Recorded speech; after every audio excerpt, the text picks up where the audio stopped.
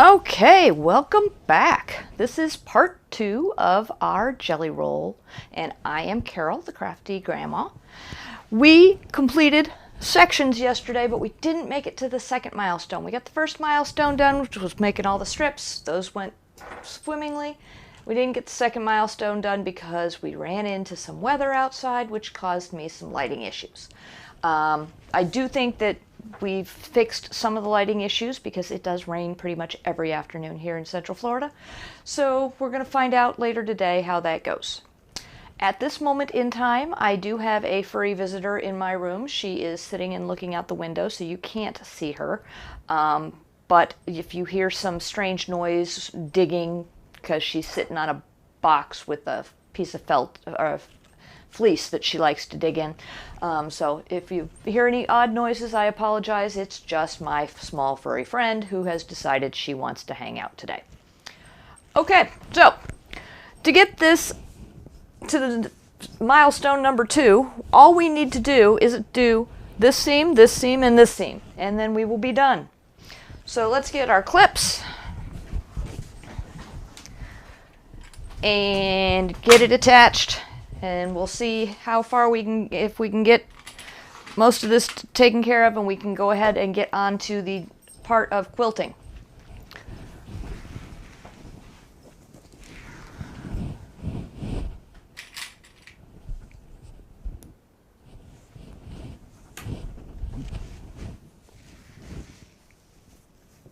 Okay.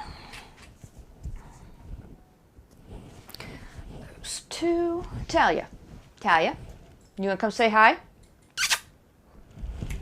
You want to come say hi? No? You going to stay over there? She's going to stay over there right now. She's just not in the mood to say hi, I guess. You can come over here if you want. Callie comes over here all the time. No? Okay. She's being shy, which is not like her because she's never shy. All right, to the sewing machine we go.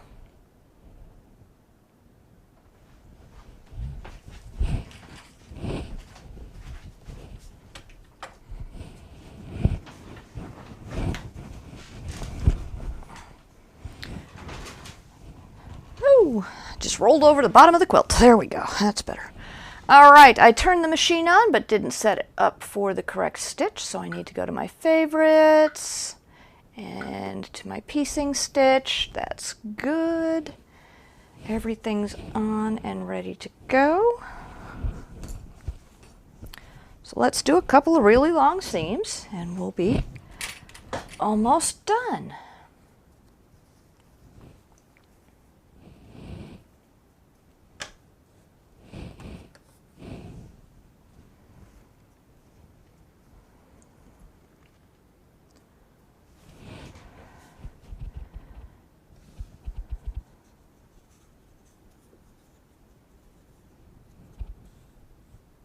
All right, set for needle down position. Excellent. And there we go. And we're off.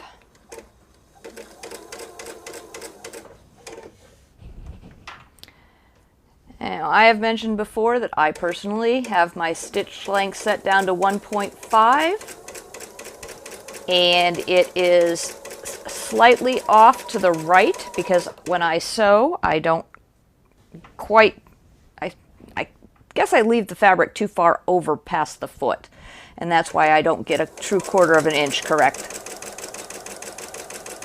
And that's why I have to move the needle over just a bit.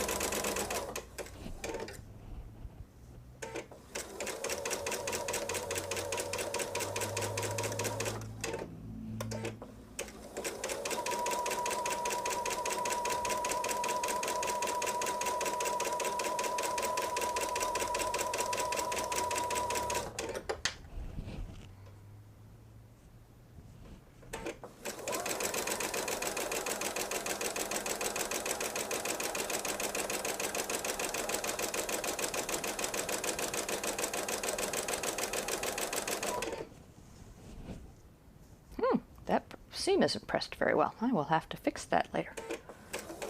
Of course, I will probably forget when I get over to the ironing board that I need to do it, but hey. Maybe I will see it again, and I will remember to fix that.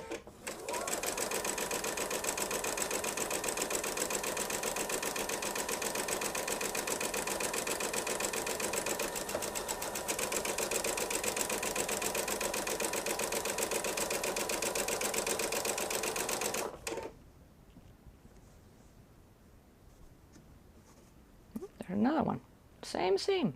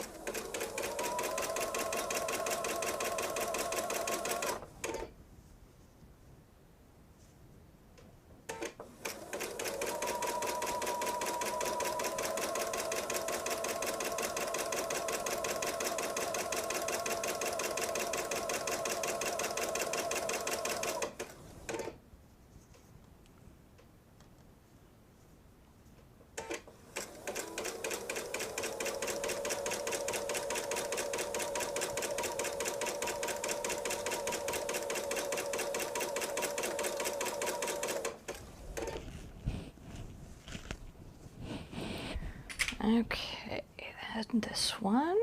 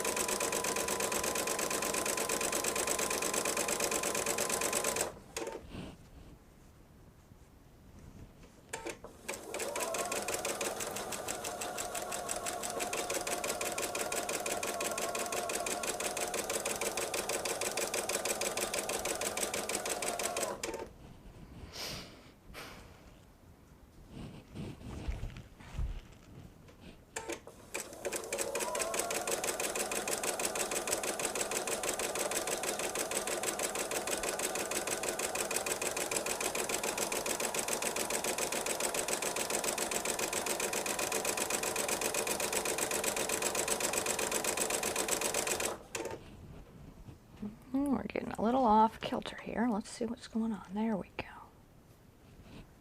Not certain which one of them is off there.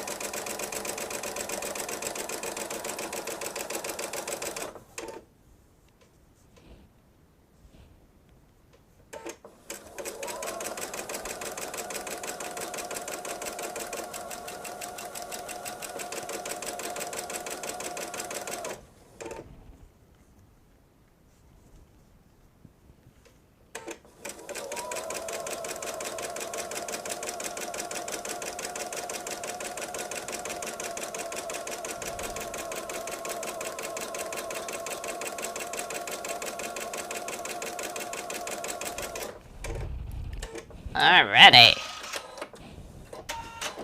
There we go.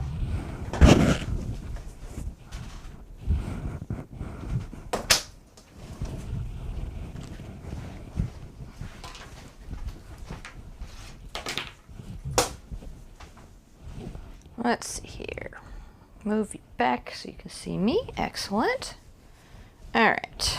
Now, that's the first one. This is the second one.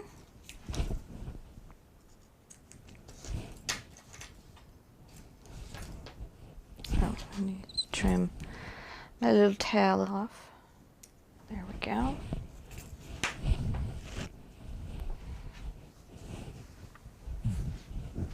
Now, let's get to pressing.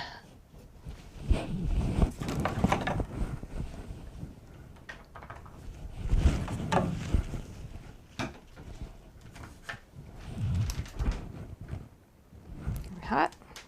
A little bit.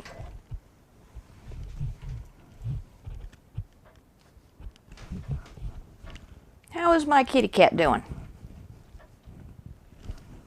You messed up all the nice comfy fleece and you're sitting on the plastic. She's a silly, silly cat.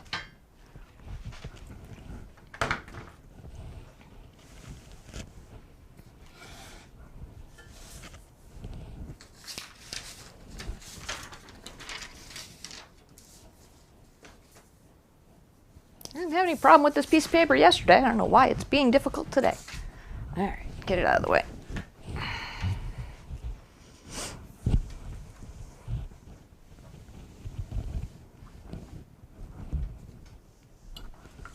All right.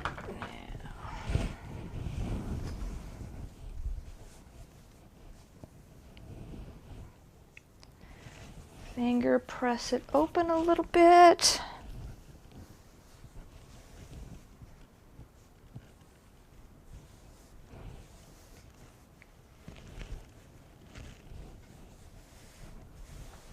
Make sure we've got the seam going the right direction.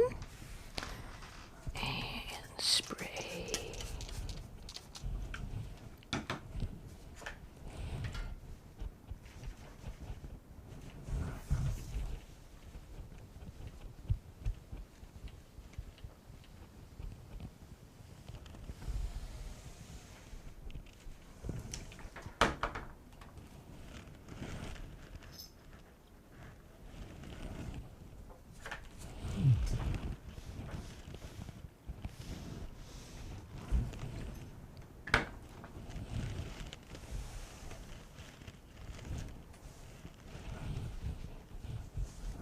When they start getting big like this, you have to take your time and really make sure that you've got it facing in the right direction.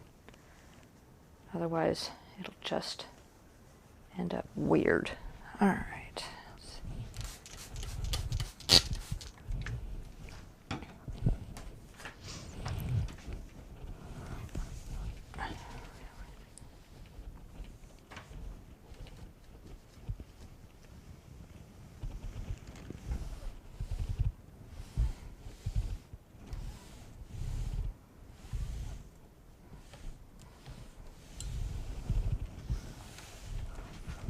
Okay, now which way does it go? This way.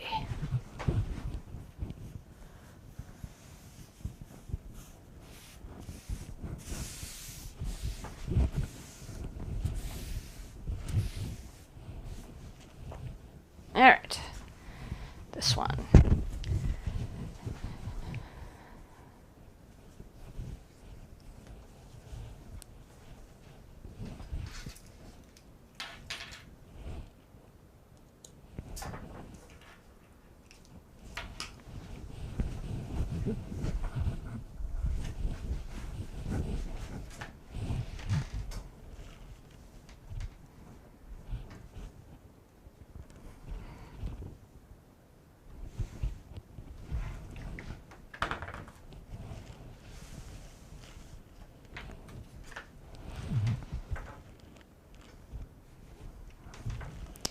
Where were those? They must be on the other side.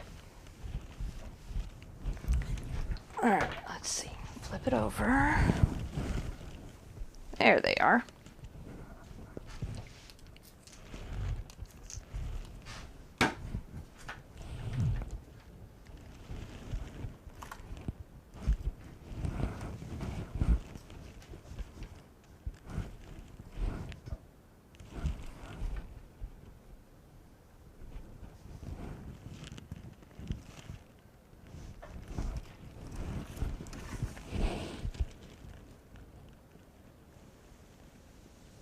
All right.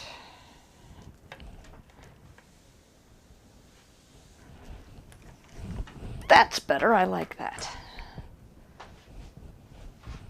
Now they won't bubble at the points. Okay, so now over.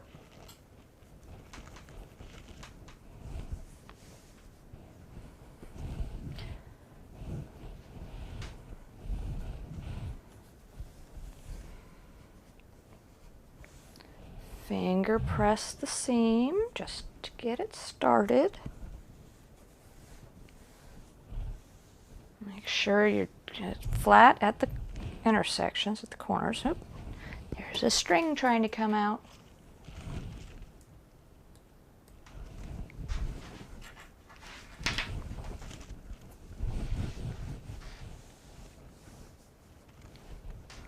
All right.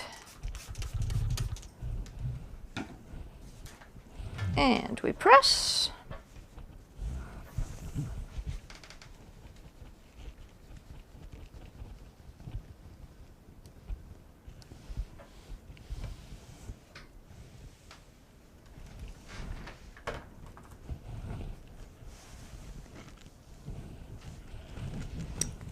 Doesn't want to lay flat. That's, see, it just, those joints always want to be challenging.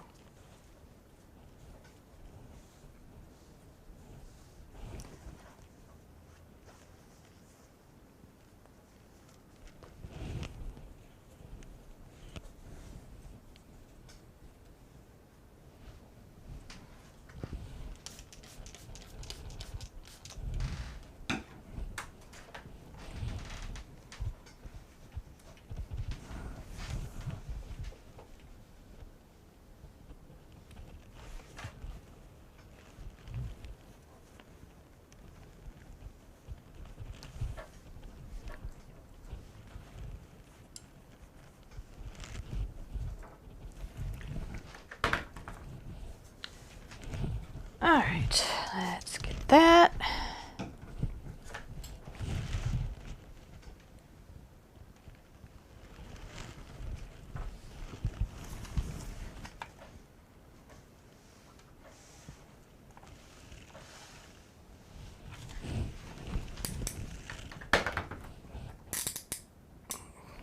Messed up the speed or the temperature on my iron. All right, so let's check.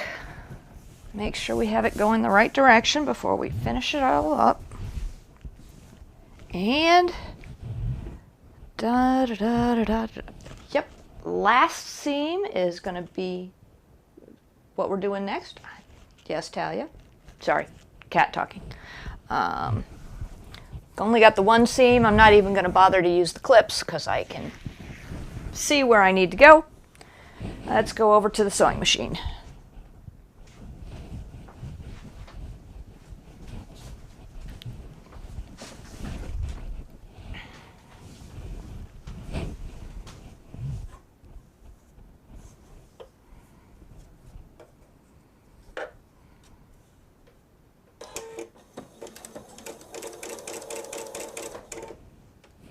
No, that's not good. That usually means it's not sewing. It is not. All right.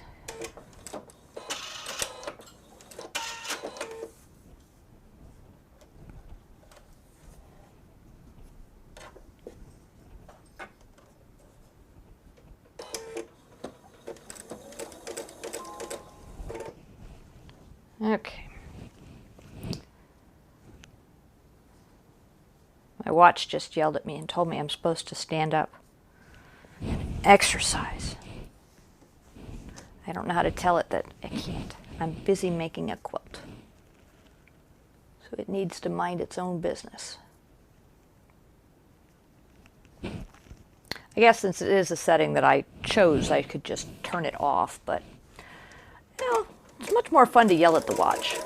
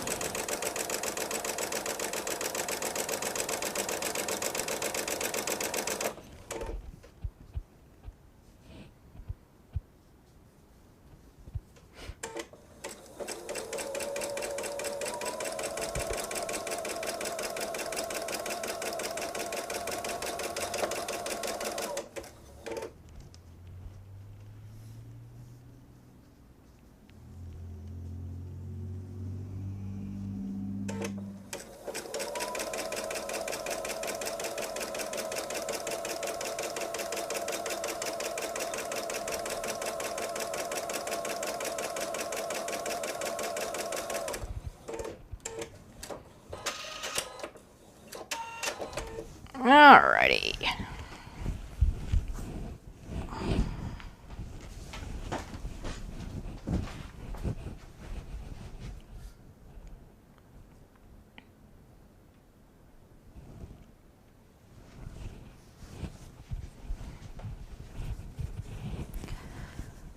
All right, one more press here. Uh-oh. We stopped sewing about halfway down. Wonder what happened there. I'm thinking it might be time for me to take my machine in and get it serviced. Let's go back over here.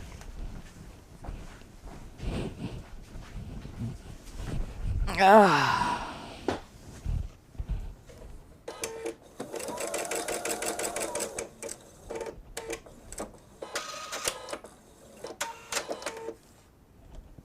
Well, it's sewing now. Let's see here.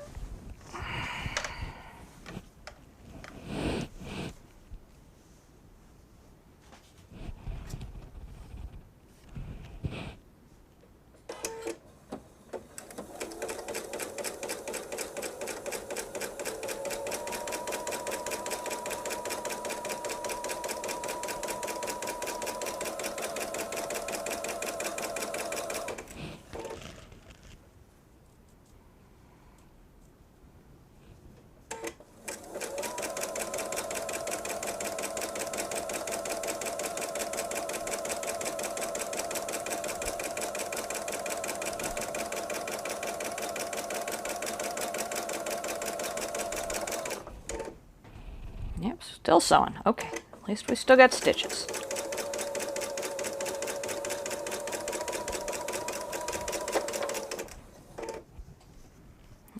Let's get that.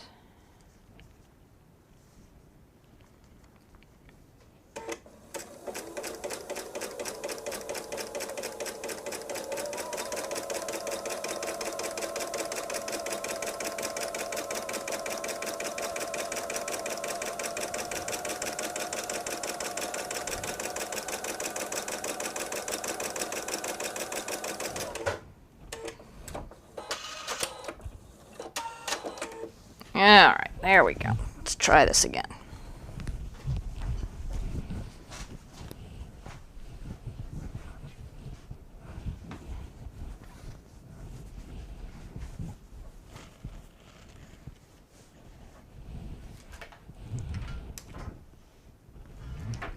Don't forget to clip the little piece of thread.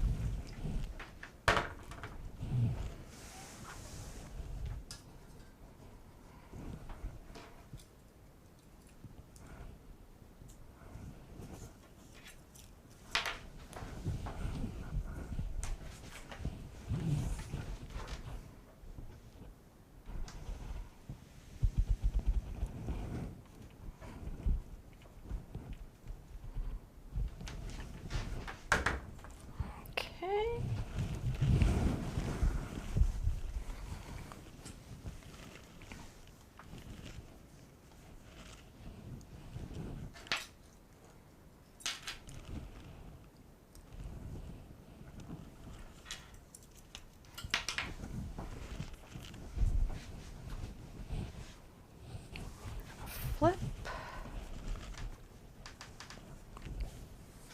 Finger press out. Trying not to mess with the tablet.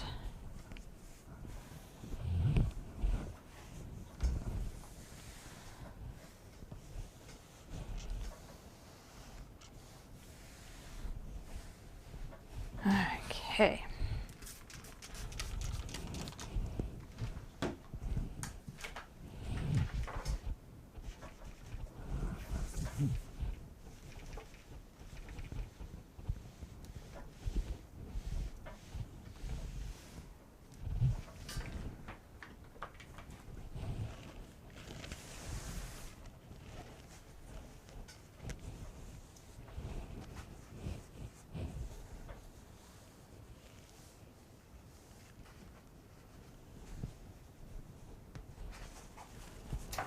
Doesn't want to lay flat right there. There we go.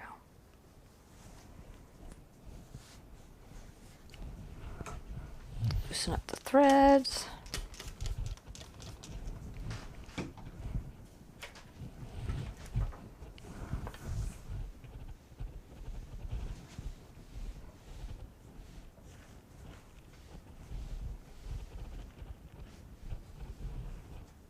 Oh, I was talking yesterday. I was going to listen and see how the sound comes out. You can't hear anything from outside. I think it's kind of neat that using this little microphone here keeps it so that you don't hear any of the background noise that I hear, which is a good thing. Because I was trying to see if the thunder from the storm yesterday came through. No. Other than the fact that it got dark in the room, you folks would have had no idea that it was raining. All right. And we now have a completed top. Let's see here. Go this way. This is the way I've been displaying it.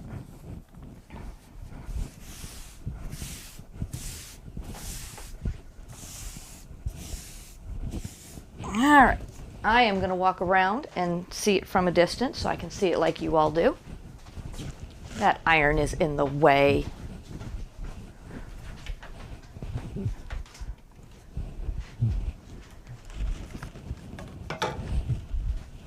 All right, how's it look?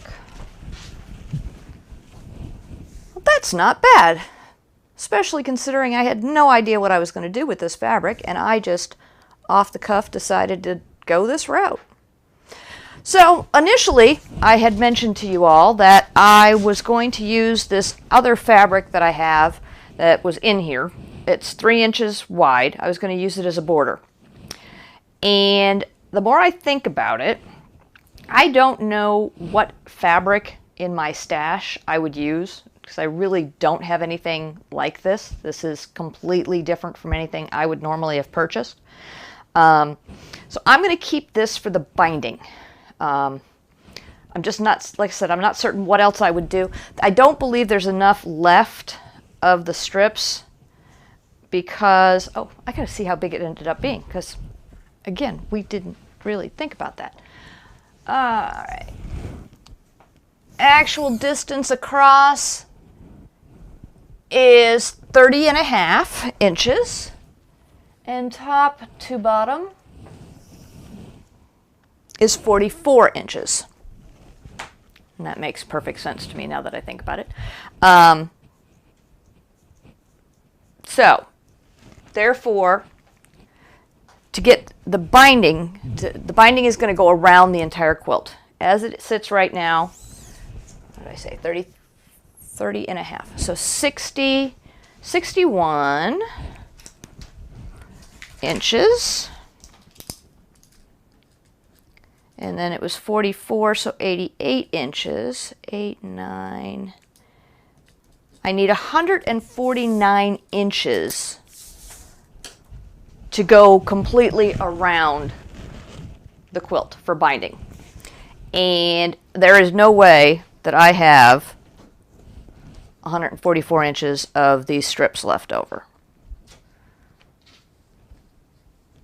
I have maybe 100, but definitely not 150. And then you need some additional inches because of the fact that you have to join it together at one point. So this, I have 5 strips at 44 inches.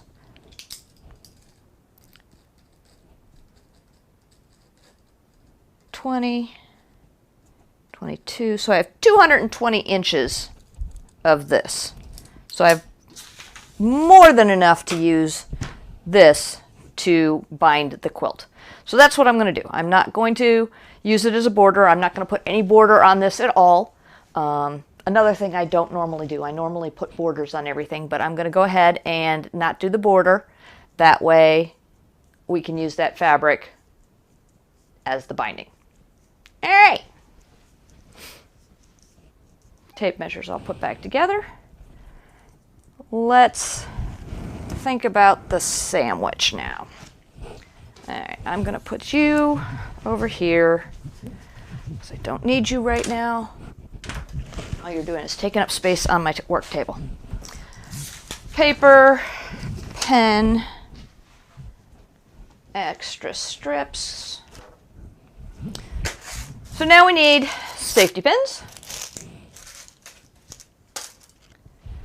We need a backing fabric, and that's what we're going to use there. Ooh, table's not locked. All right. And we need batting. As I mentioned when we started this, I am using cotton batting. I have it lying around all over the place. I use it for multiple things. But so, as a matter of fact, there's a piece of it in my ironing board here, ironing board cover, so it makes it a little more comfortable to use. All right, so I need a piece of batting an inch bigger than that.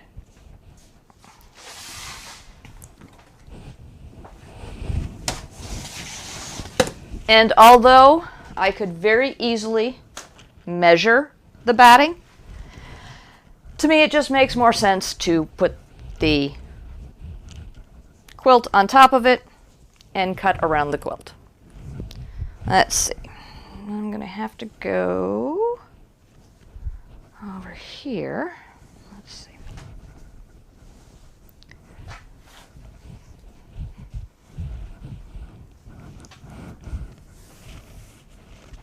Looks like I'm going to have to go this way.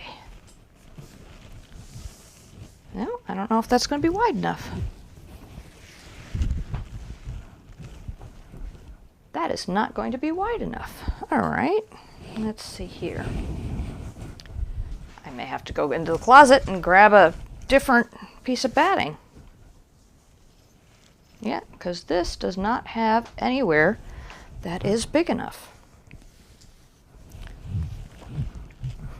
All right, I've made some bags and some purses and things like that, quilted bags. And this was my strap. I thought I had enough.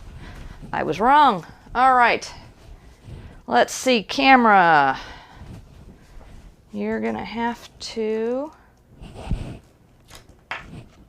wobble a bit as I wander around and underneath you to get into my closet. All right.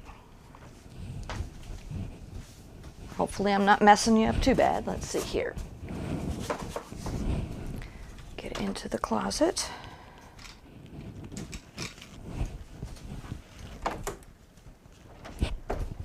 Get another piece of batting.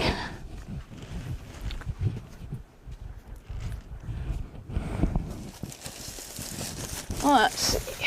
This is full-size batting. I don't really need a full-size batting. What's this one? Craft size, 34 by 45, and I said it was 44 by 30 and a half. This will work.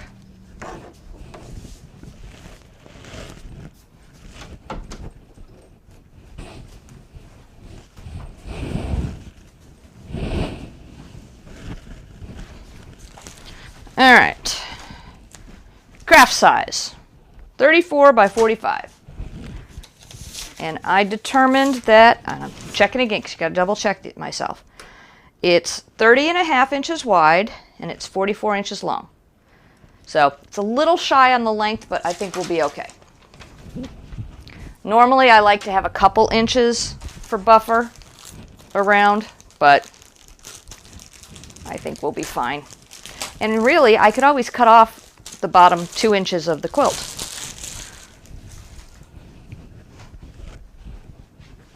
I don't think I'm going to, but I could.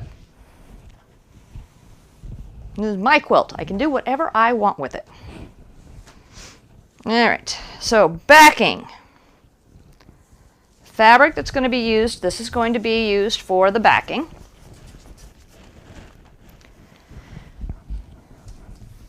And you lay it face down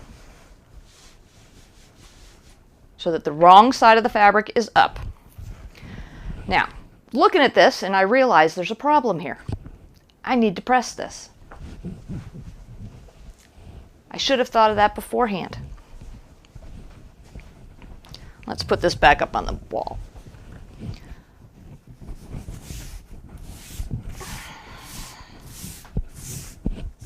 let it sit there while I do this. All right, planning paper, extra fabric, safety pins. All right.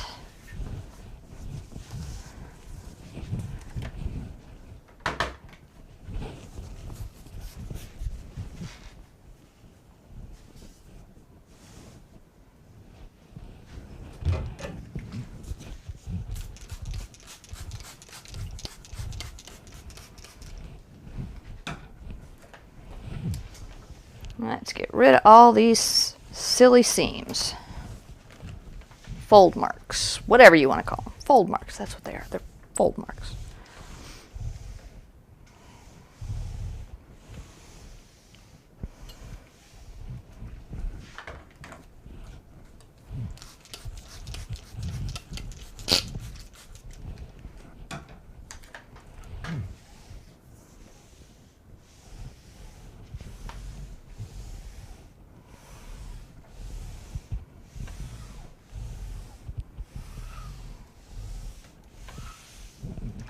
I absolutely despise ironing, just to let you know.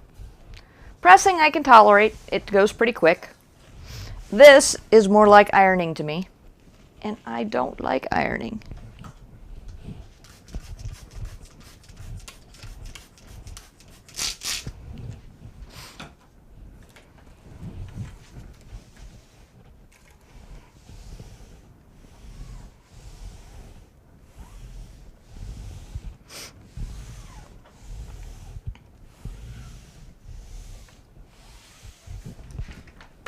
Okay, let's see here.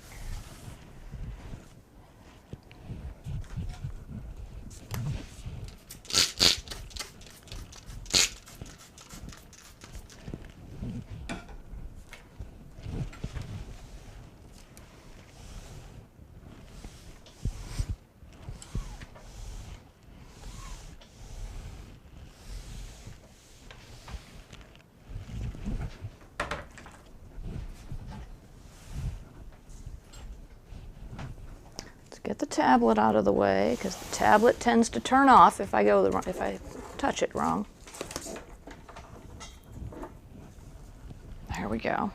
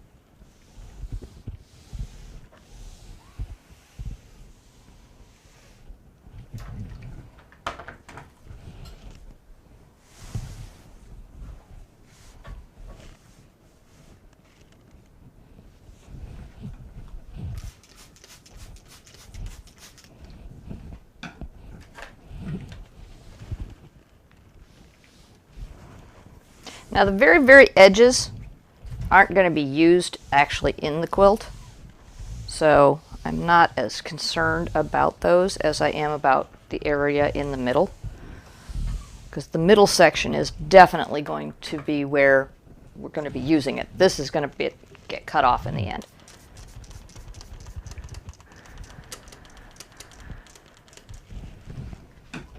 This is obviously the main fold. This was the one where it was folded right in half, salvage to salvage, because it's a very deep crease. So it's taking a little more effort on my part to get it to disappear. And I don't think it's going to disappear completely. It's pretty well set in.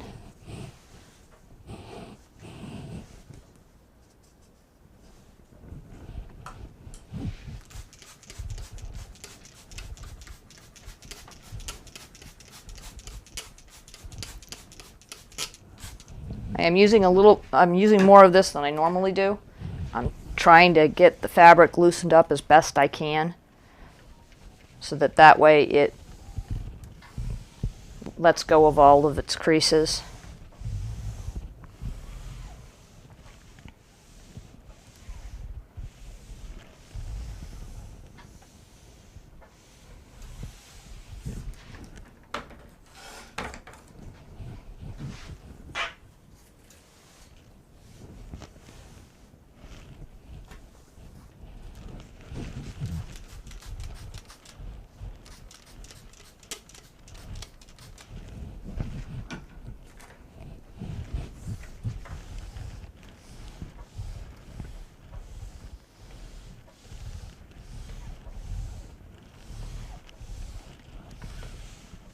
Oh, I forgot to mention that I do not have access to the chat. The way we've got things set up right now, I don't have access to the chat. I'm going to go check and make sure nobody's typed in anything while I've been doing this.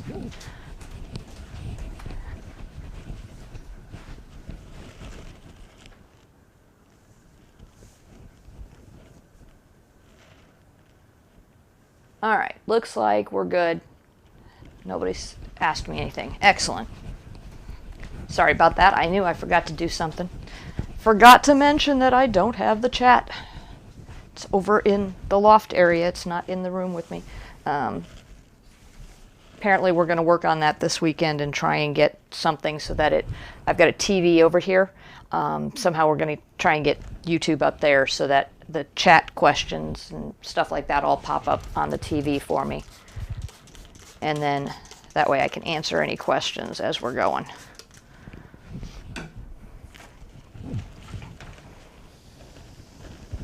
Now, if you want to use starch, feel free. This just happens to be the brand I choose to use. I like the smell. It's got a cherry smell to it, so I like that.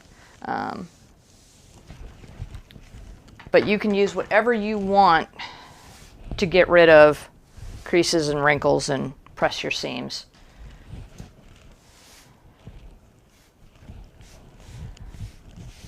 I've always said there's no sewing police. There are some standards that you do follow, but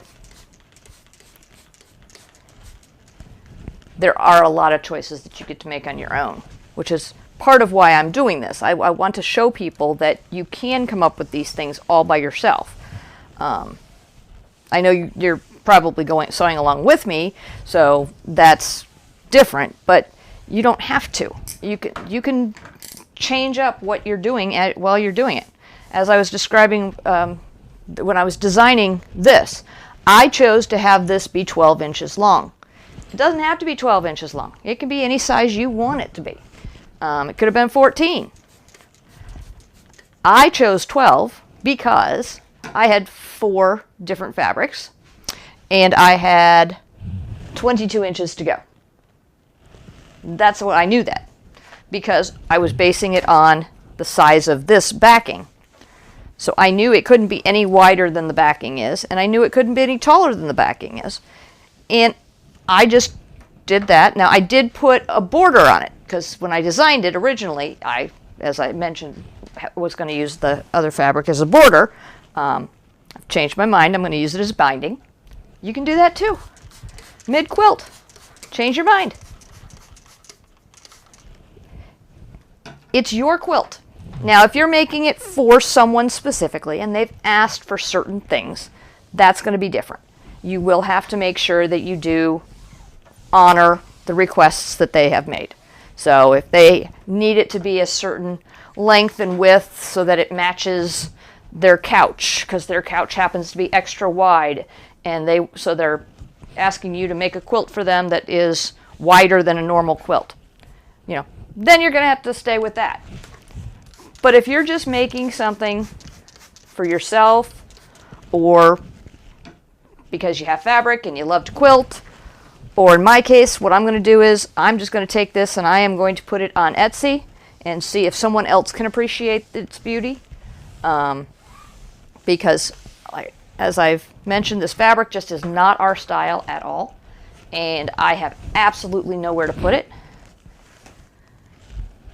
So I'm going to I'm going to let someone else purchase it so that they can enjoy it in their home and it can have a lovely life.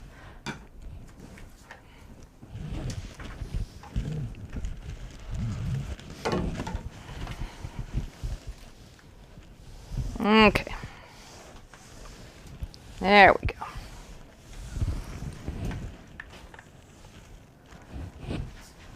Gotten rid of all of that messy stuff. Lay it flat. Looks like I'm going to have to move this. Let's see. Let's move this over to this side for now.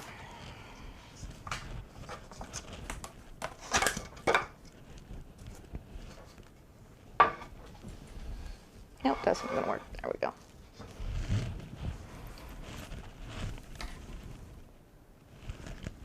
This weekend's activity is rearranging this room again. It's just, with everything that needed to be done to get lighting and things like that straight around in here, we had to move stuff and rearrange, and still not 100% comfortable with where everything is, so we're going to do it again. Okay, backing is laid out. It is flat. Got most of the wrinkles out of it. Smooth it out as best I can. Excellent. Now I'm going to take the batting.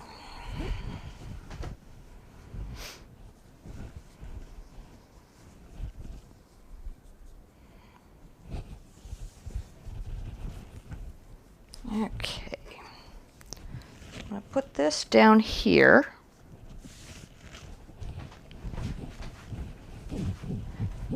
And I am going to go like this. Excellent. And flatten out the batting. You may now ask, why aren't you ironing the batting? It's on the inside. I'm not really worried about it. It might bubble a little, but I've never had a problem with that, so I have never ironed my batting. If this piece was going to be going into some quilting competition somewhere, I would probably take that extra step to make sure it was completely and totally flat. But that's a quilting competition. That's not what we're doing here. This is a simple quilt for basic use. Okay.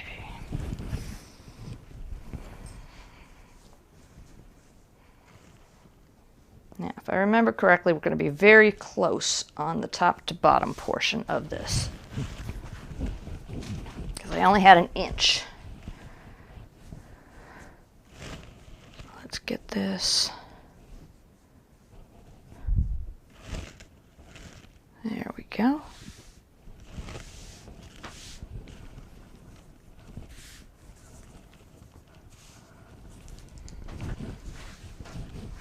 So if you've ever heard of a quilt sandwich, that's what we're making right now. We're making the backing, the batting, and the top. That's close.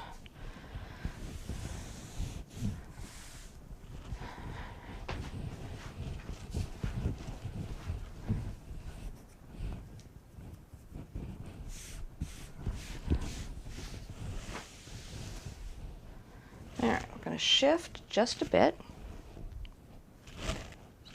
this and that. There we go. So I can get this up a little ways. There we go. We're just cutting it close on the batting top to bottom, so I want to make sure that we get it straight.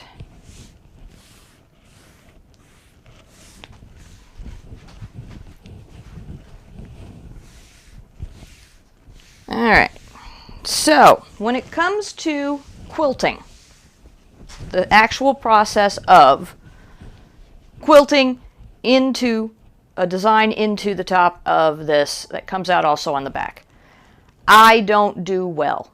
I've never gotten the hang of free motion. It's been a challenge for me. I've been working on it, but it's just not something I've been able to accomplish yet. So my way of quilting is to do straight lines with a walking foot. That's what you're going to see from me. You can do whatever you want. If you can free motion, obviously go for it. If you would prefer to send it out to someone and have them do it, that's fine too. One of these days, I hope to get a long arm, and if I do, I will be able to do a lot more with it, because with a long arm, I'm a little bit better. I had some practice when I worked at a sewing machine store, so I'm a little bit better with a long arm, with a rack and the whole deal going around. Also, those come with software that you can design your own patterns, and you just push a button and it stitches for you, which is probably closer along the lines of where I'm going to be going with that. But right now, I don't have the room for a long arm, so I don't have one. And I am just going to be quilting on the machine. This particular batting, let me pull the bag back out of the garbage can. There we go. It is Warm and Natural craft size. And on the back, this one happens to tell me,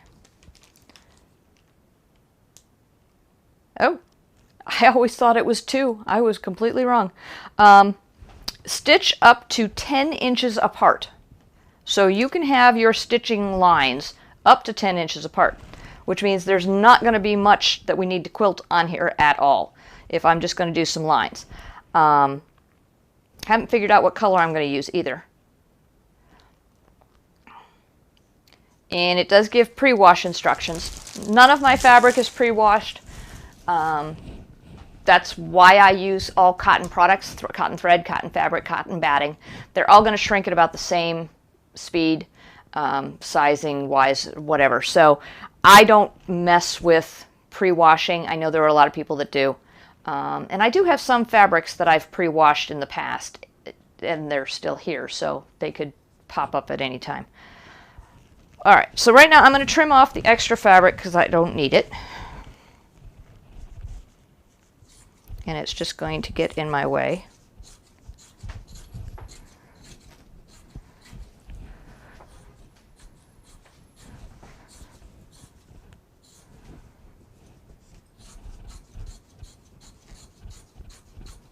That is weird. There are 2 FedEx trucks right out in front of the house.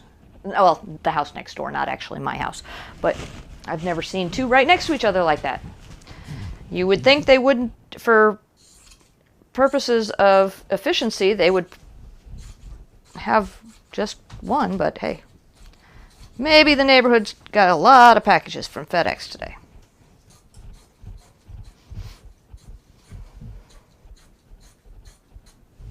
I know I don't have anything from FedEx today, so it's not for me. All right, extra fabric. So let's think. We can go 10 inches apart. That's one thing we need to think about. The next thing would be we can use different threads. What thread color should I use? That's a really dark green. It's an off-white. That's a black, which I have another one of, so I need to put those together.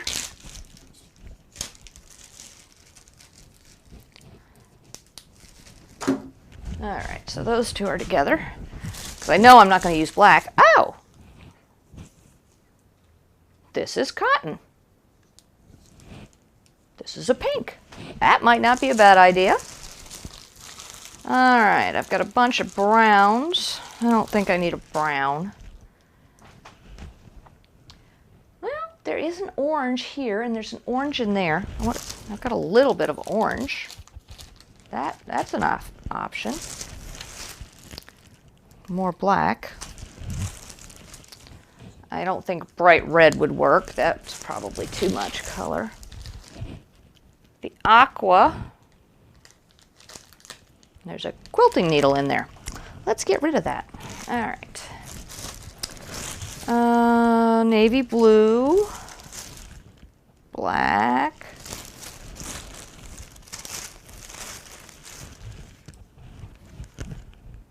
Does that say what colors it is? It does not. It looks like it's an orange and a black, almost like a Halloween color. Steel gray. No, I don't think that would work. Nah, don't think that would work. There's a purple. All right, let's see here. Yes, one of these days I will find a better way to store my thread. I was always taught that thread needed to be sealed up because it could break. It could get brittle if you don't have it airtight. So I keep it in bags, and one of these days I will figure out a better way to do that. Alrighty, so now we've got a pink, a purple, and an orange. So the pink on the dark colors is going to stand out pretty much. And there is pink. Well, there's no pink in that. There's pink in this. There's pink in this. And there's pink in that. So this fabric here doesn't have any pink. But other than that, it is there. The purple will accent in these two, but kind of blend in there. And then the orange, I'm almost leaning towards the orange. There's orange in this, there's orange in this, there's orange in this. There's just no orange in our A fabric. I think I'm going to go with the orange. I really do. I think I will. It should make it should pop a lot. All right. Put those two away. Get this over by the machine so we can get ready to sew. All right, so it said that we can be 10 inches apart. So I need this and my pen and my main color. I'm going to do my first main line first. Actually, this isn't the right color. Let's see here.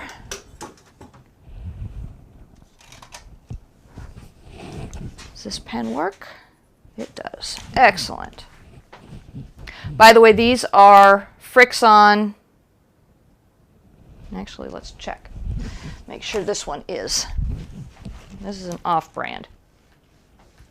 All right. Yes. All right. So after I get done with the quilt, after I get done with the quilting portion of it, I'm going to press iron the whole top, and that will get rid of any ink on it. All right, so 6 inches is here, and how did I lose that already?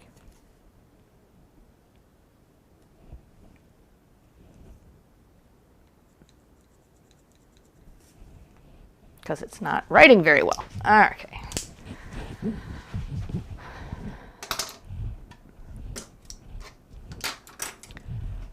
Let's see if this one writes any better.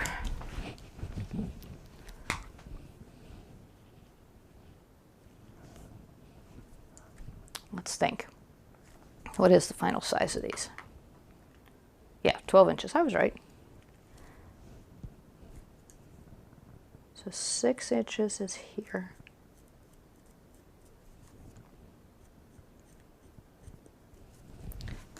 And then I want to do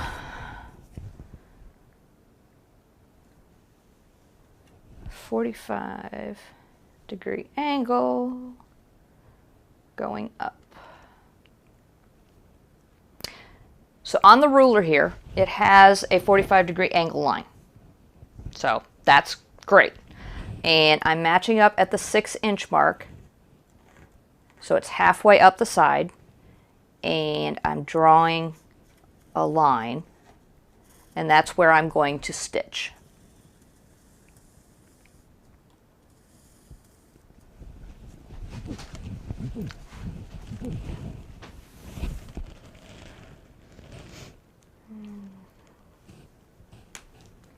Find a seam to get the 45-inch mark on, so I know I'm going in the right direction, and then match it up to where we were. Excellent.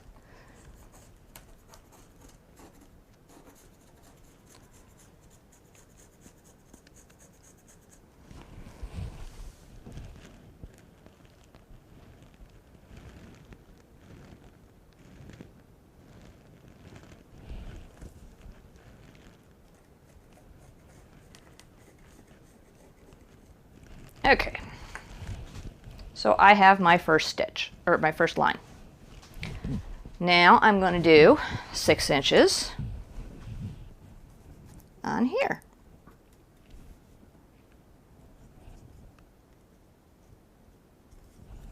Same thing, 45-degree angle along the seam, and then line up with the 6-inch mark.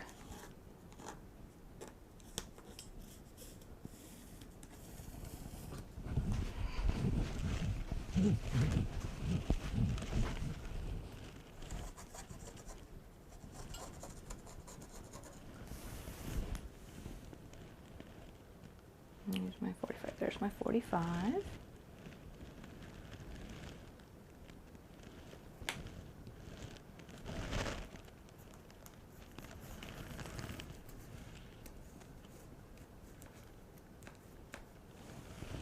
Alright, I'm going to move this table out, which is going to mess everything up. I just know it is. I need a little more room. Does that mess up what you can see? Yeah, it does. Alright, let's see. Let's move this table in.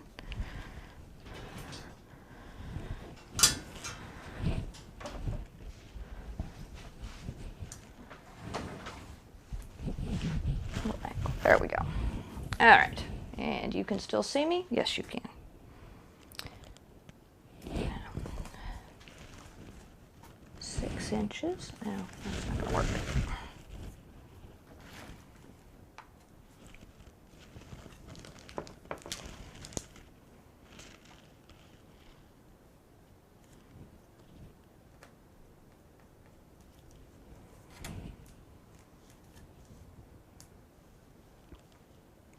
Forty-five-degree angle. Let's do it this way. Let's get it next to that one. There we go. That way I don't have to move the ruler. It's going to go all the way across.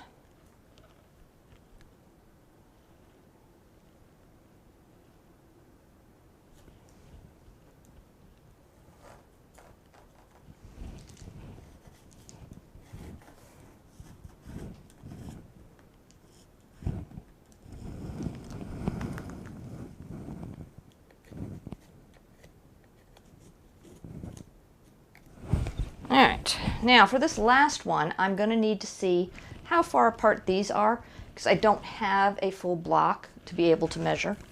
So they are, well, this should be 12 inches to 12 inches, right? Yes, that was silly of me. Alright, so 12 inches. Straight line. There we go. It's going to be a tiny one. Let's get a smaller ruler.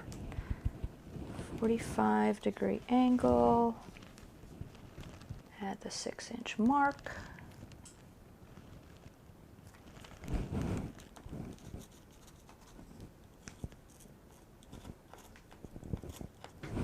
Now, is that one really necessary? Not really. But I'm going to put it on there anyway just because. Okay. This is why I originally had the table designed so I could walk around. The idea of putting this here was not mine, and I'm now seeing that for this particular activity it's not conducive to working. All right, now I'm going to go down this side. Can you see me? Yes, you can still see me. And it is, I put this on the 12-inch mark, and that's where this one's going to start. Now that is no longer, well, on this side it's not perfectly straight. No one's perfect. We're going to see which way it goes. All right. 45-degree angle.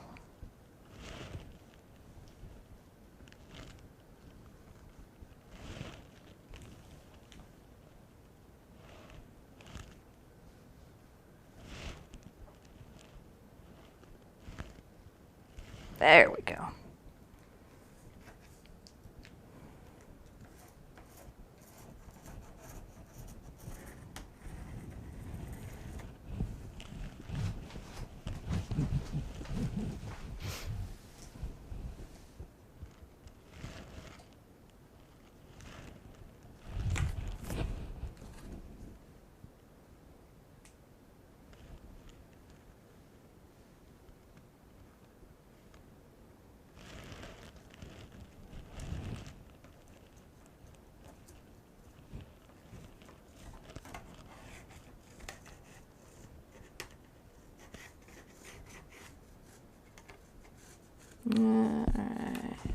There we go.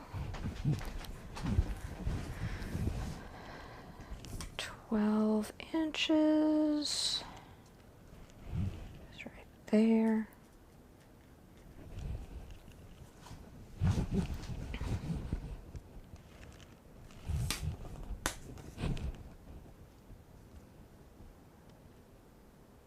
Get a 45-degree angle right on the edge of the fabric.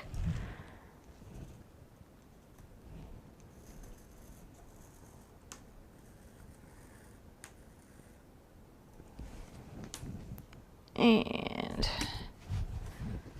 is there another 12 or are we good? Yeah, we're good. All right, so now I have all of my quilting going one way. And now I'm going to cross tag. You know what? I don't even need to do that, because it can be 10 inches apart.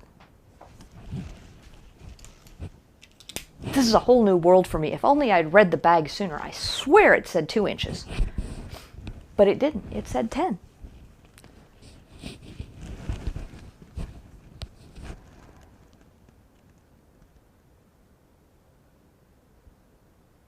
So yeah, I think that's what I'm going to do. And I'm going to do it with the gold.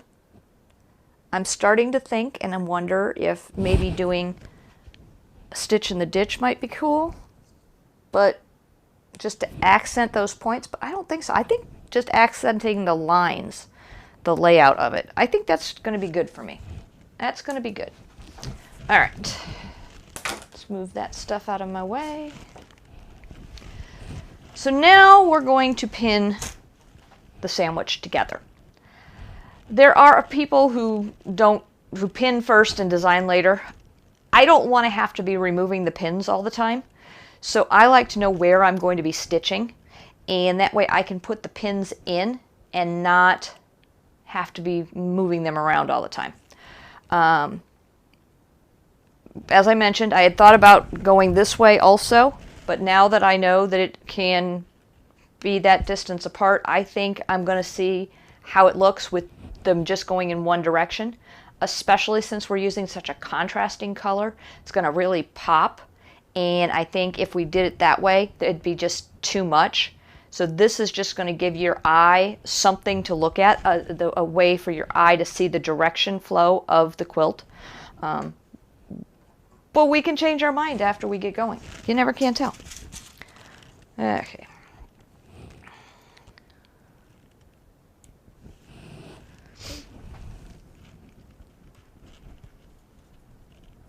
So the reason we're doing the pinning is to keep all three pieces tight and together while we quilt.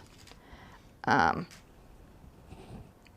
as you're pinning, you want to make sure that you smooth things out. Make sure everything is flat.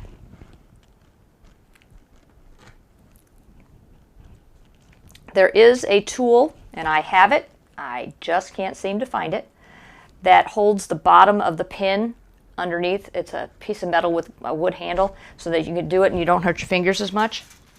It is an amazing tool. I absolutely love it, but sadly, as I said, I can't find it. Sorry, cat just left.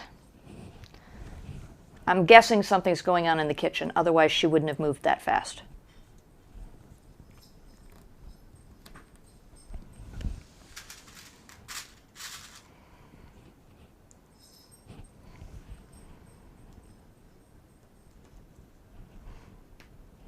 Now I am placing the pins on the light fabric at the seam marks. I'm doing it on the light fabric just because we pressed our seams to the dark fabric. So instead of having to go through multiple layers of fabric, I'm just going through the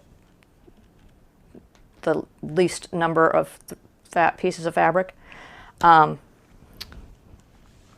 I'm doing it this way because I want to be able to just be able to just stitch.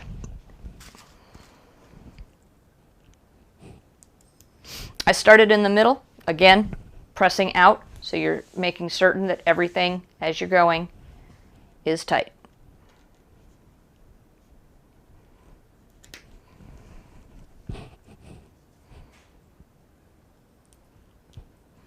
And when we start to quilt, we will start with the center line also, just like we did when we drew the fabric down, when we drew it down. All right.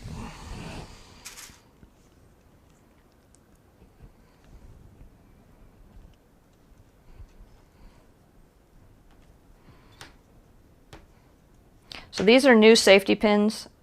Normally they would have been in the box open, and I'm telling you that because you need to be careful when you do your safety pins. I don't want to have to open them and mess with them. So when I get done with this, I will be throwing them back in this box open. But I believe that my safety pins are off somewhere hanging out with the safety pin tool that I can't seem to locate. And I know I've seen it since I reset up the sewing room, but for some reason its location eludes me. So I just got some new safety pins. But that's why they're closed, because I have not used these pins yet. That's why the tool is nice, because you saw me messing with that, and it actually lifted the fabric up and the whole bit, and that's just not fun.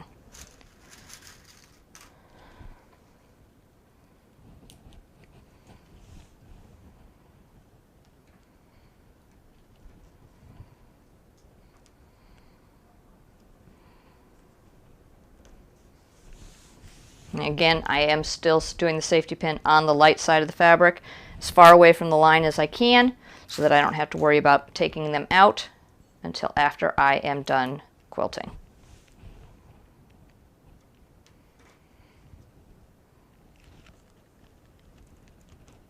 How are we doing time-wise? An hour and a half, that's not bad.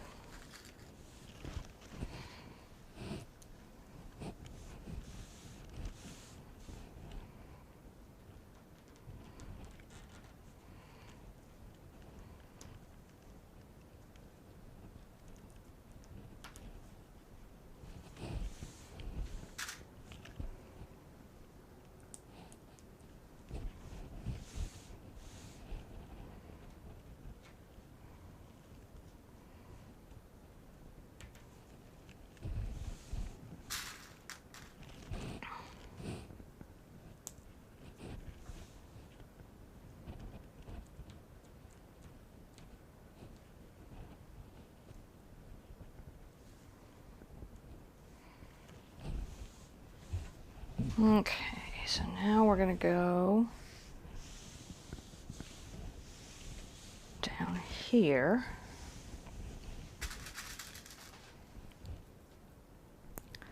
Let's get this one.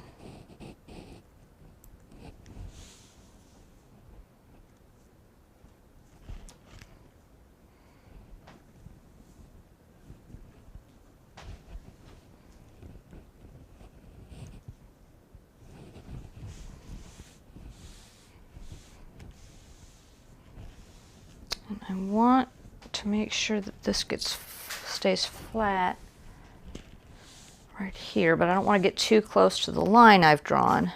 So I'm going to go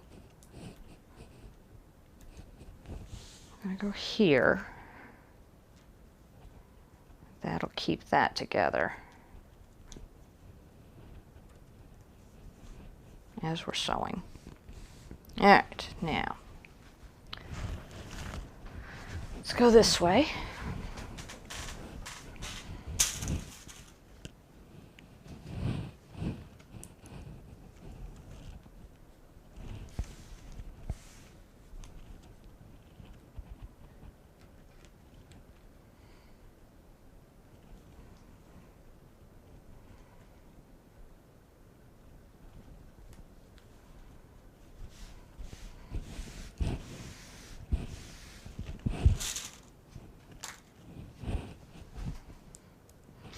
Oh, there are some people that tape their backing, their backing and down to the table, so it's really taut.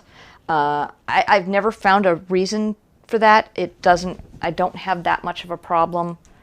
I just make sure that I'm meticulous about flattening as I go, and I've been able to avoid the issue of having to tape down the backing.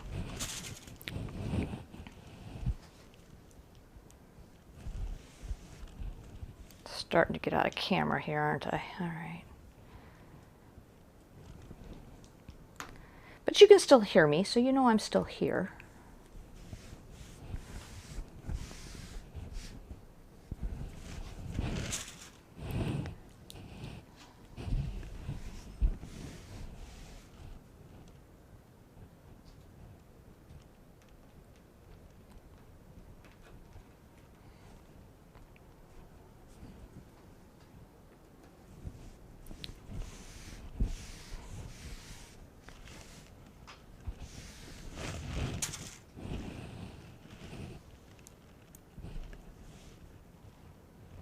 It is lunchtime, so that's why the cat left.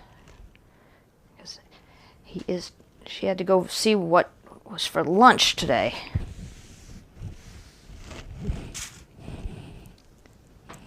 They tend to share meals sometimes. I just don't get it, but hey.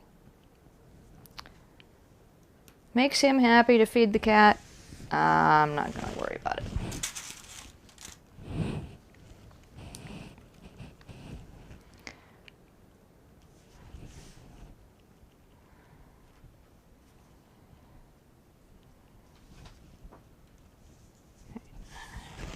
Now when I do the other part of this, I am going to turn the quilt around so that you can see what I'm doing instead of just sit there staring at the quilt on the table, because you see nothing of me at all.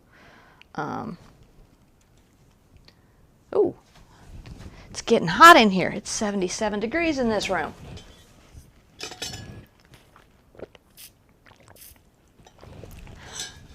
I am going to have to do something about that problem too. All right, there's that.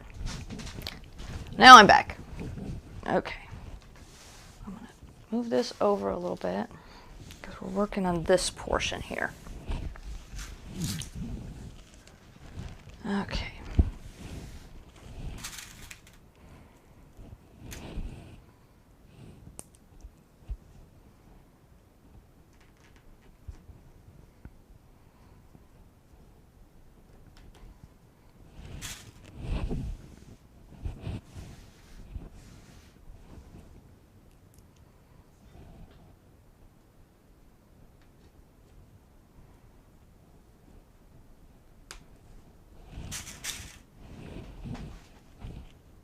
Now this is when you also find all your little strings that are trying to pop through.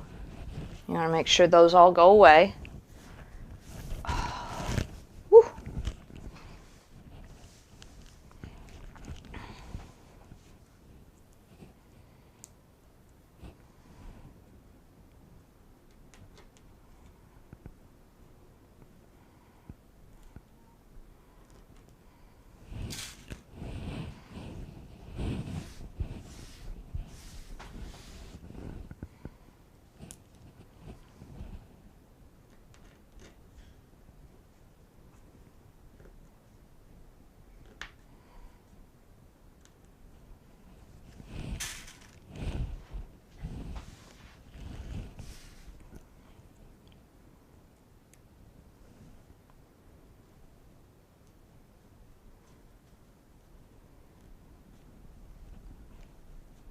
Come on. There we go.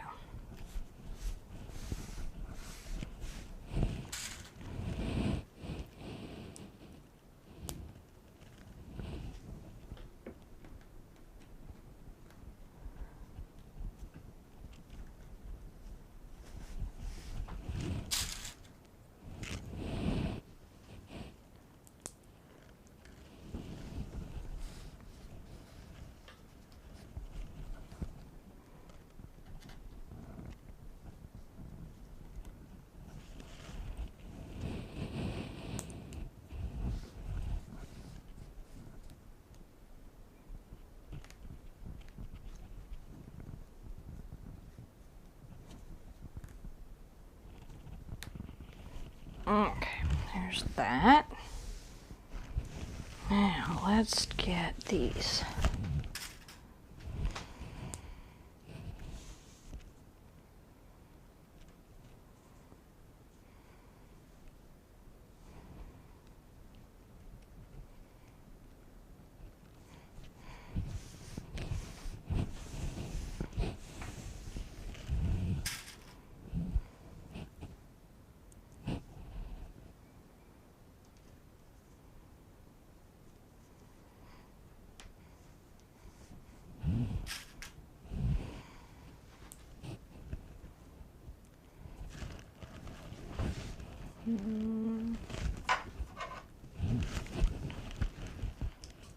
Shouldn't be using this big scissors, but hey, there we go.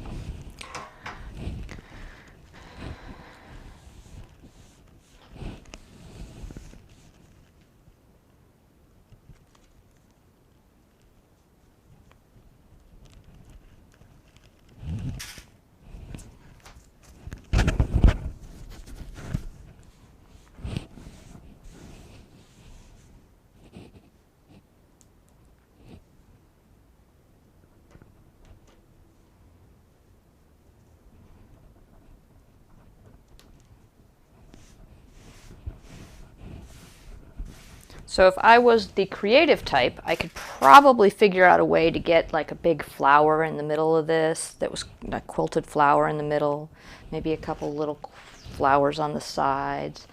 I'm just not that talented when it comes to quilting. There are plastic guides out there too. Again, I just never gotten the hang of it. It's something that has eluded me.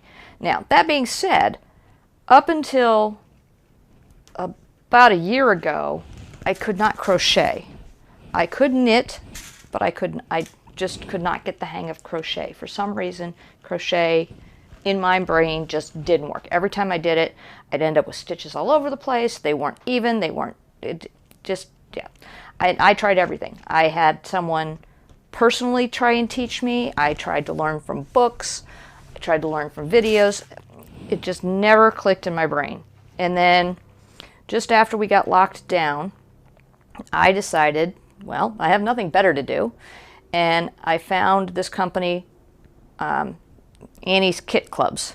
You can go to Annie's catalog, and that's where you buy their patterns and stuff like that. Or you can go to annieskitclubs.com, and they have a bunch of different kits on how to do different stuff. So there's 2 on crocheting, and how to learn how to crochet, and 2 on knitting. They both, one makes a block, well, 3 blocks every month, and the other one makes a long afghan, and you do 3 stripes every month.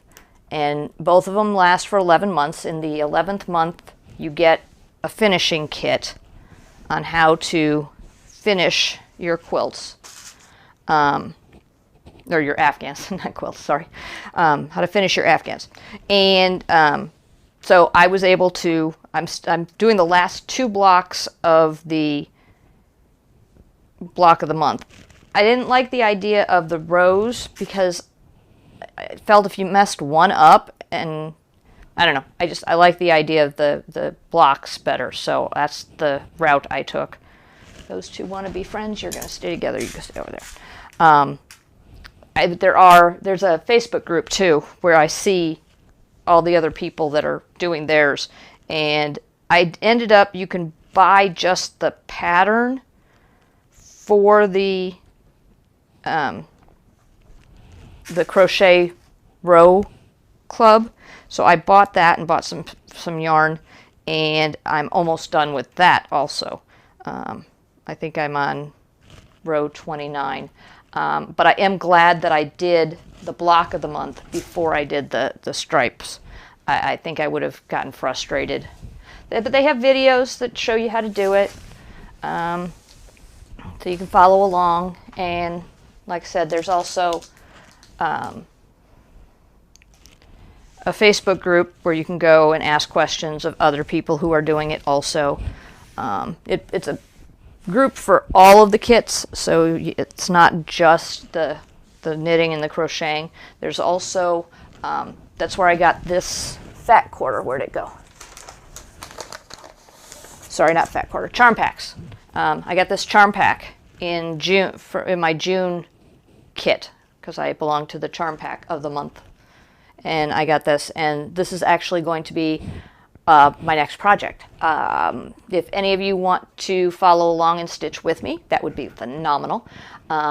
Just get yourself a single charm pack, and you're going to need obviously batting and backing and binding. But I'm going to do a disappearing 9 patch, which is really fun and pretty easy to stitch up. So I'm going to do that for 4th of July, Independence Day, that's coming up. Because we are here in my world, it is June 17th, so it's coming up shortly here, actually. All right.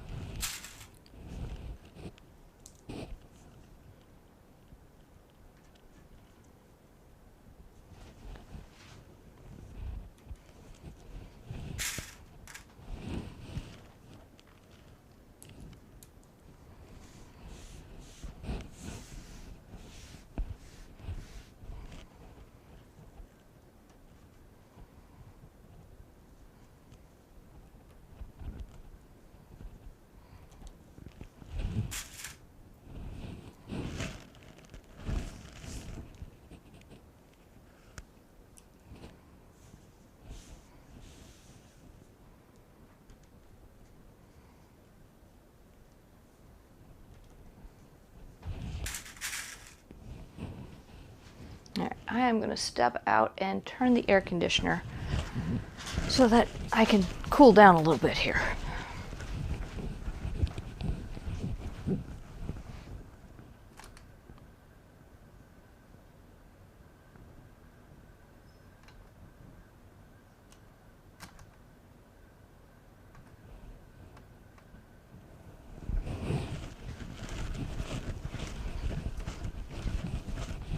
Alright, hopefully that'll help a little bit.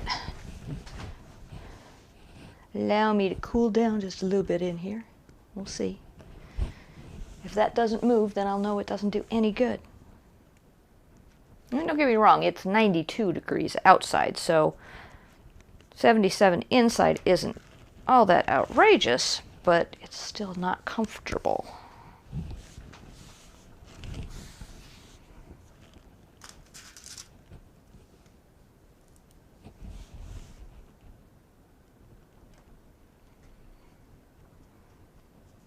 And of course today is the day I decided to wear a long sleeve shirt and long pants instead of shorts. Doesn't it just figure? Always works out that way for me.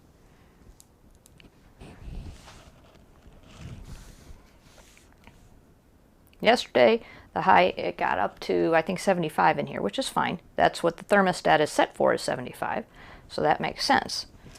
But I think with the extra lighting that he's added in here, it's making it a little bit warm. But I can't imagine, no, I don't know. And the thermostat's on the clock way over on the wall, so it's not under the lighting. But maybe it's feeling the effect of it.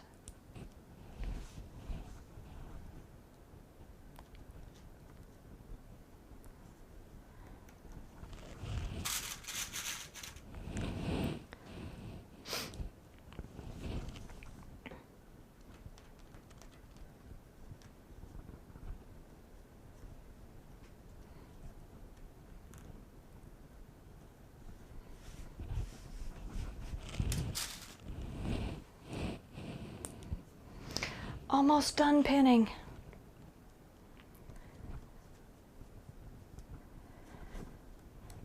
Now, I also have a gadget.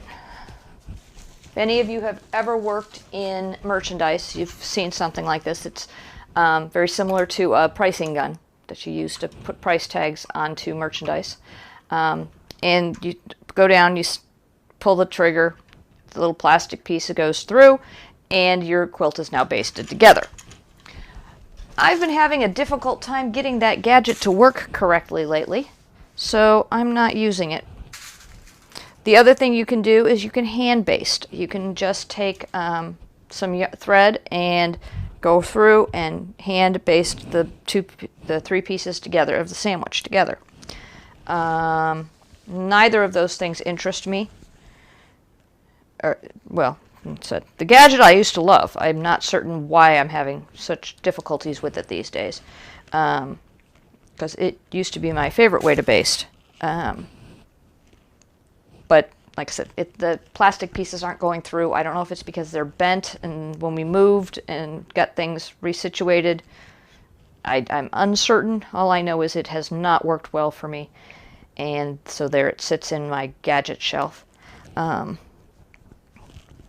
But the hand basting I've done. I've also done machine basting, and I actually have a special thread that when you wash something, the thread will dissolve. So you can use that to baste the three pieces together, and then once you quilted it and bound it and washed it, the thread that you used to baste it together will go away. I find that distracting.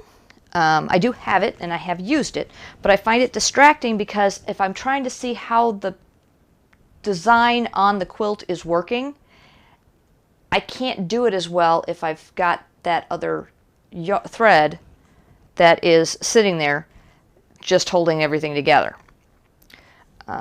So for me, it's a little distracting. But again, I don't necessarily quilt based on, I don't always quilt based on patterns or directions or anything like that. I kind of go with the flow and do what I want.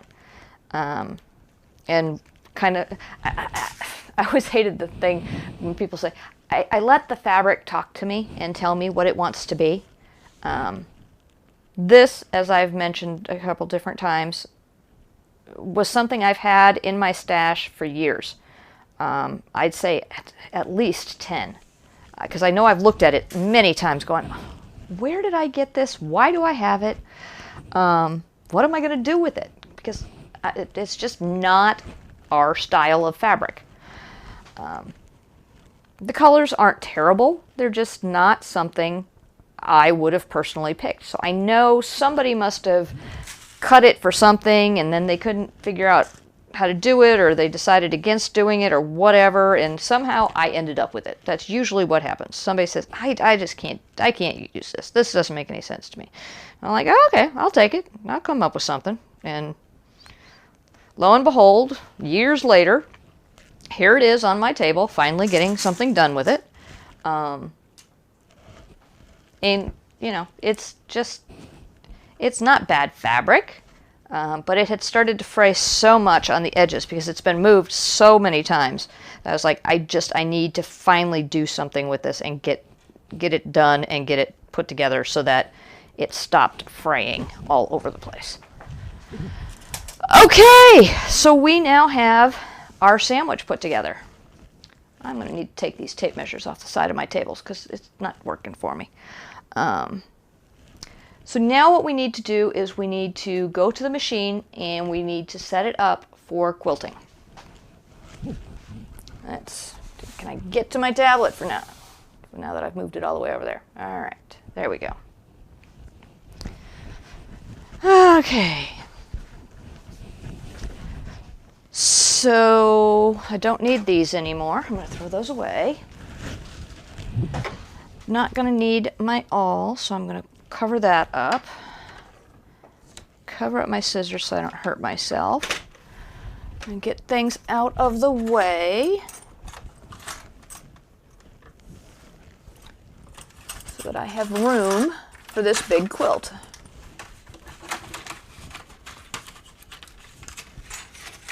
I have a whole bunch of feet over here. I don't know why they're not in their cases. That's just weird. All right, so they're out of the way. Got everything tucked in under the table. These pens don't need to be here because they will just get in the way. All right. So now I need my walking foot. This is a walking foot. This is what mine looks like from my machine. This one happens to have interchangeable feet. So if I wanted to do something where I was zigzagging, doing a zigzag stitch, I could put that on, put something on. I'm not, so it's a single hole stitch, just like my 1/4 inch piecing foot. And it's got feed dogs on the top, and then the feed dogs down here, and they're gonna work together, and they're gonna feed the fabric through evenly, and that way I don't have to worry about things getting all wonky. So to put the walking foot on, you do need to take off the ankle for the machine right now. Take that off. Well, I've got that off. I'm gonna go. Silly screws doesn't want to stay anywhere. There you'll stay. Excellent. All right, I need to take this thread off. This is my piecing thread. It is not quilting thread. Get my bobbin thread out. Set that off to the side so that doesn't get in the way. Now I'm going to get rid of this needle, but I'm not going to have it go too far because I am going to need to do some work later on the quilt, and I don't see any reason to get a brand new foot out just for that. All right, this is a quilting needle. I've used it on one project, which is why it was sitting here on the fabric, and I usually use it for two, depending on the size of the project. The last project I did was a very small pillow cover. It was on my Facebook page if you saw it. And it was 38 by 16 inches, so it was not a very large quilt at all. And this is not a large quilt. So I am going to use this needle for two projects. I recommend switching out your needles every project. Now I have lost my screw. Where did it go? There it is. I do recommend changing out your needles if you're doing big projects, every project. Like I said, 2 small projects like this, I'm comfortable with using the same needle twice. I will not use it again. I will get rid of it after this project and get a new needle for the next project. All right, walking foot is on. straight stitch plate is still in, and a straight stitch there is there. Now I am going to change my stitch length. I'm going to put the needle back right smack dab in the middle where it belongs so that I can stitch right on the line, and I am going to increase my stitch length. On my machine, standard stitch length is 3.0. I drop it down to 1.5 when I'm doing my piecing, and I pop it up to 4.0 when I'm doing my quilting. All right, so let's get the orange out. I think gold would have looked better, but I don't have any gold. And I'm doing my best not to go out and buy stuff when I can use stuff that I already have.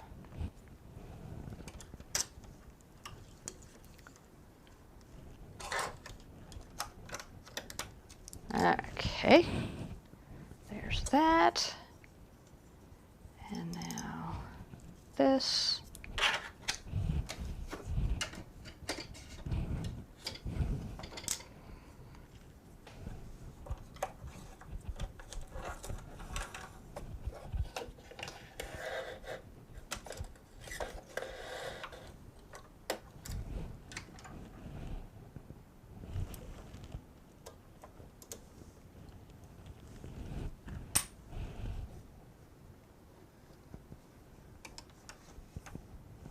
All right, we are now set up for success. We've got everything out of the way. Let's get the quilt.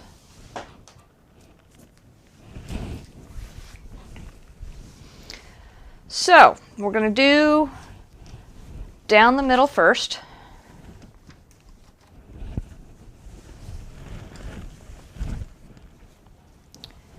And you want to make sure that the quilt is as level as possible so that the feed dogs feed through. I smartly moved my microphone this time around because the other day when I was doing this, I had the microphone on my left-hand side, and that's where I have all the extra fabric up over my shoulder.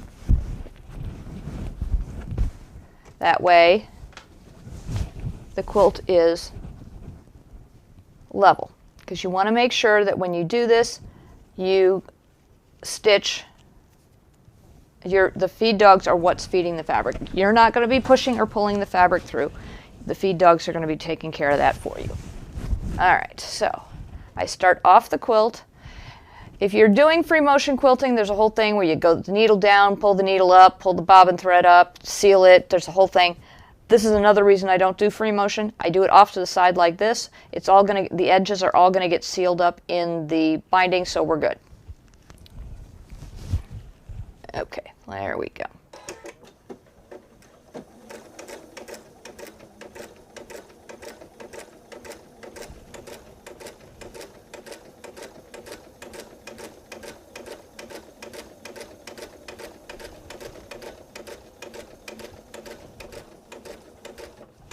So I've got the fabric hanging off the side here. It's getting caught up, which is making the machine not feed as well. So I got to straighten things up. Keep your hands and try and keep it apart as much as you can so that it's all tight.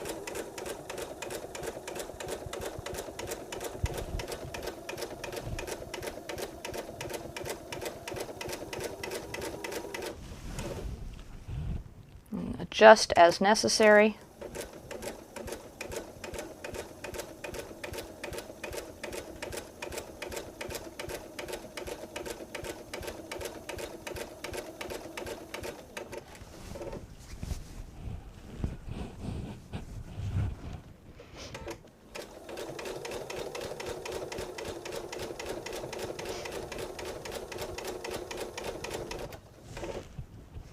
Caught on the corner there.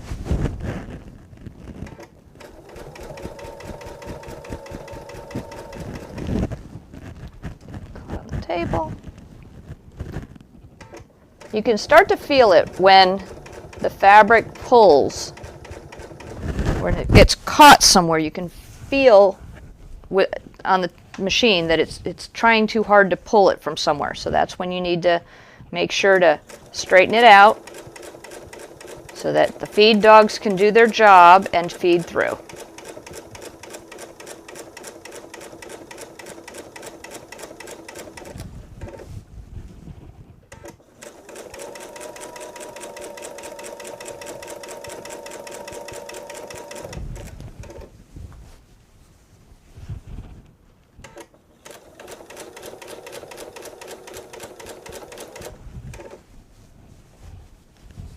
You can roll it.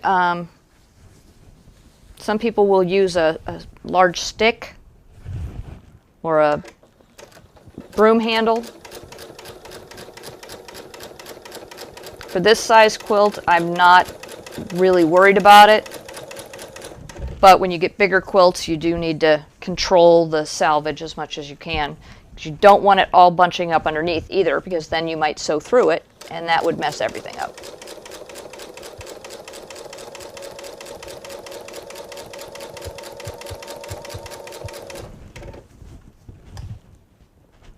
Again, smoothing it out, holding it apart.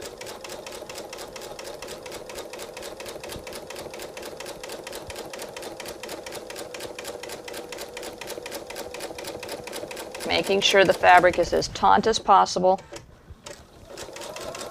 when it sews through.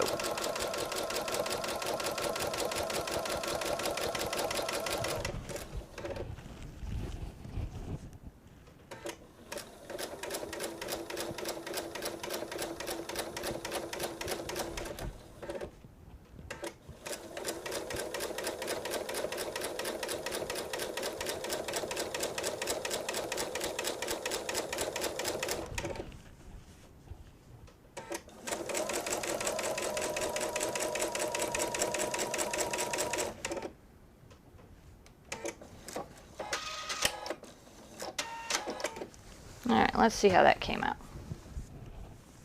That's not too bad. It's not bouncing out nearly as much as I thought it would. I really thought it would stand out more. Maybe it's because of the blue underneath it. I don't know. Let's go to this side. Careful with your safety pins. All right. Now, stretch the fabric. Make sure everything's taut.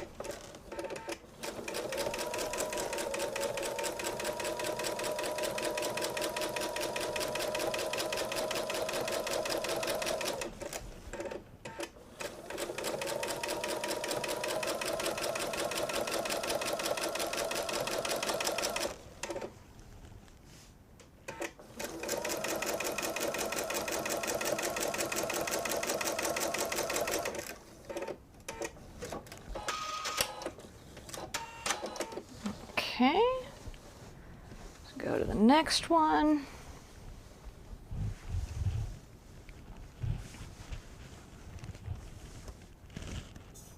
Some water.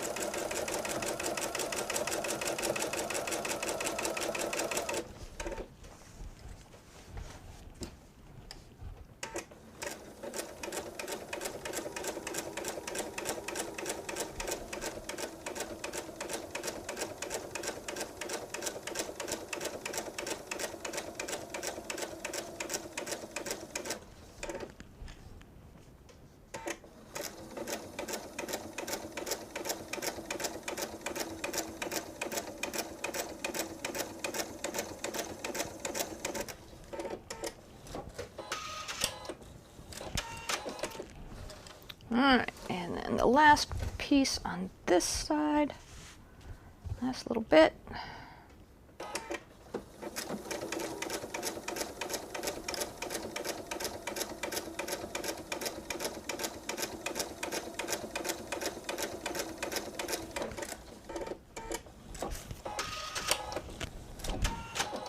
Alright, now we're going to turn it around. I always wanted to keep as much of the big fabric on that side as possible, so you don't want to try and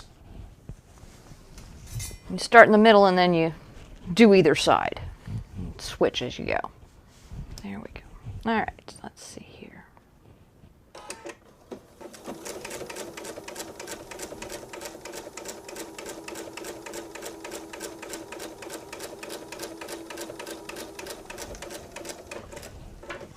I'm getting caught here again. There we go.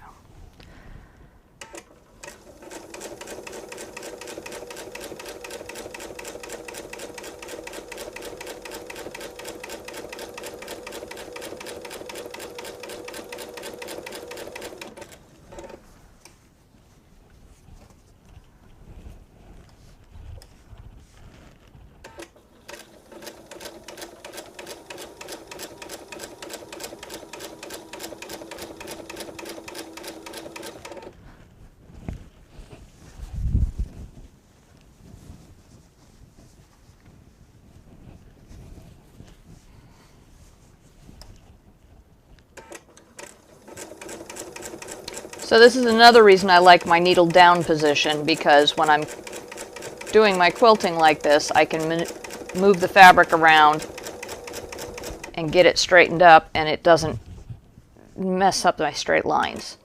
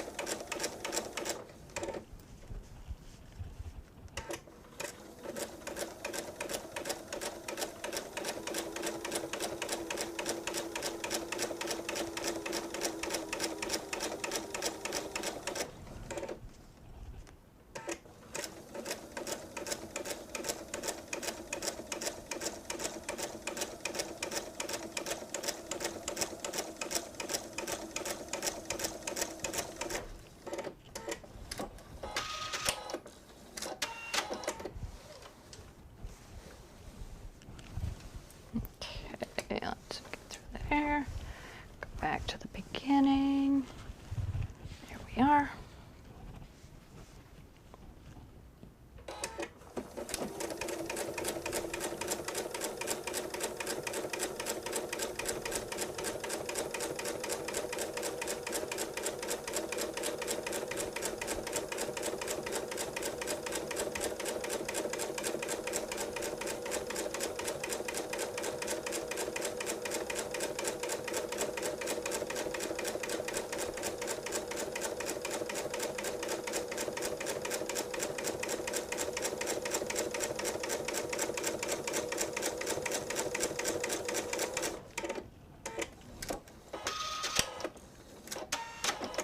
Okay.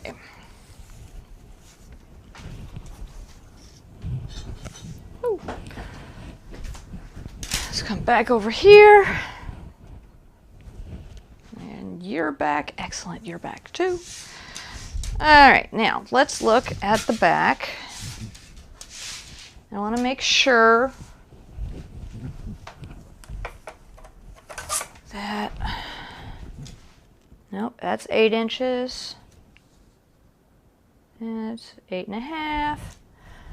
So we're not more than 10 inches apart on any of our stitching, so that's good. We're meeting that requirement.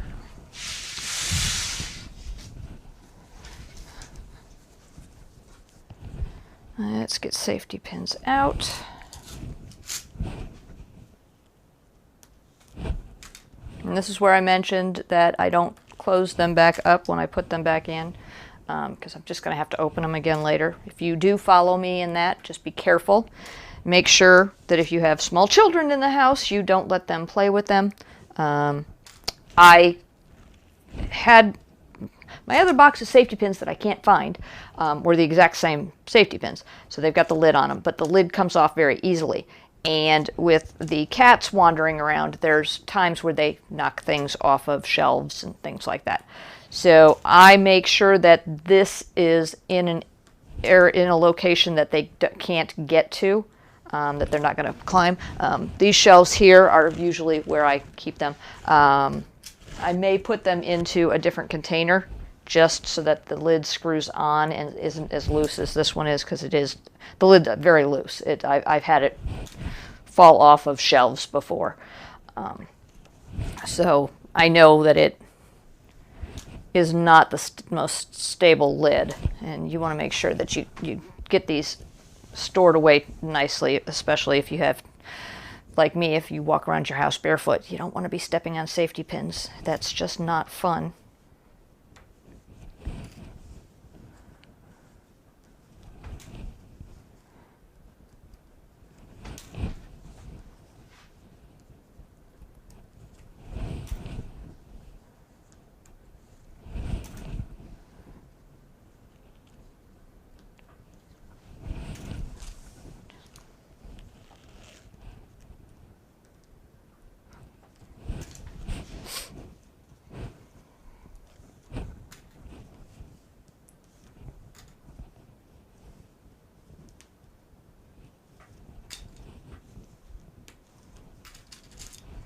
So today's going to be a shorter episode. Normally I would go ahead and just finish it all up, but I had planned on having this continue into tomorrow because today is Thursday, and I really wanted to have the project complete on Friday. So after we get done with this, I'm going to trim it up, but we're not going to do the binding today. We're going to do the binding tomorrow. And that way the binding will just be one episode by itself, and I can get scheduled on the channel. I can schedule next week, because next Monday is when I'm going to start the next one, which is going to be the Disappearing 9 patch. And like I said, if you want to participate and sew along with me, that would be wonderful. I think that this is a perfect project for that, because we're just going to make Disappearing 9 patches. It's a simple beginner project. We're not going to do any borders. We're not going to do anything like that. We're just going to do the Disappearing 9 patch and then bind it all off. So simple project. Mine happens to be in red, white, and blue because that's the time of year we are in, and that's what I received from Annie's. And so I'm going to use that. But if you have anything, here, there's a couple more that I have.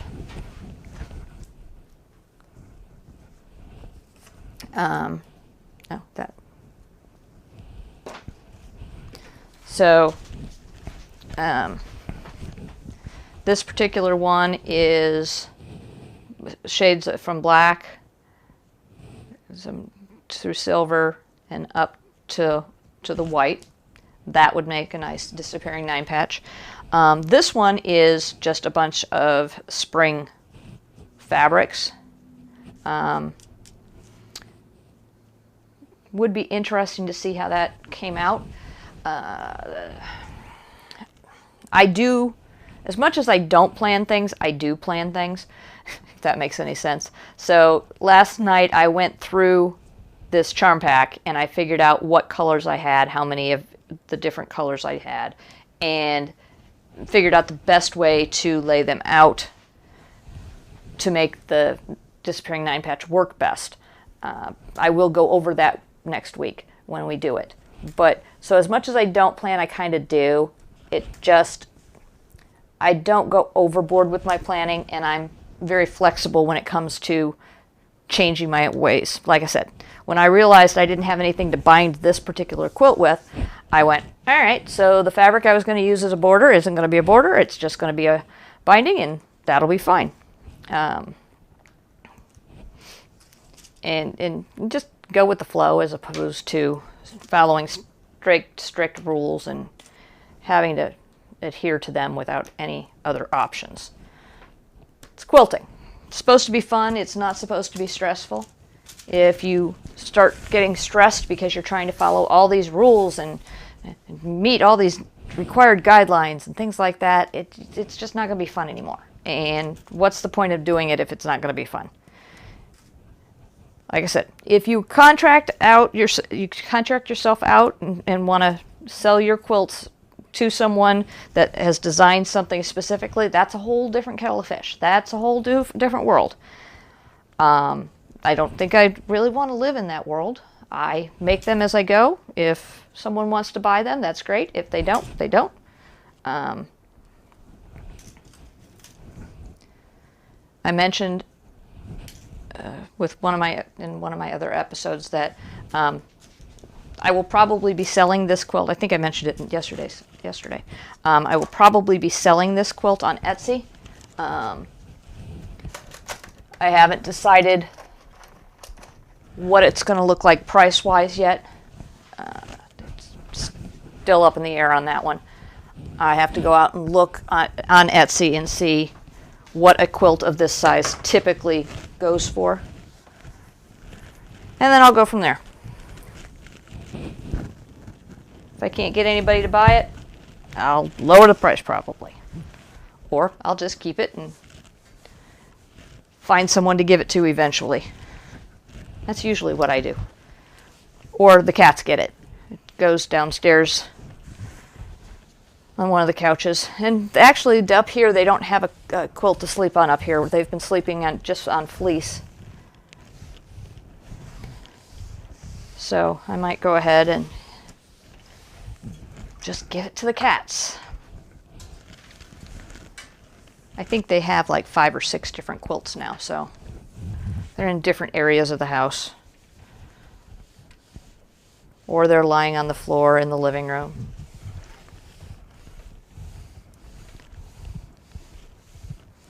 Come on, Pen.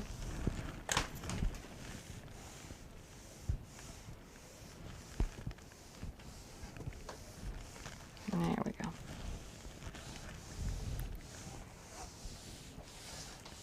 Some of it's erasing easier than others. I'm not certain why.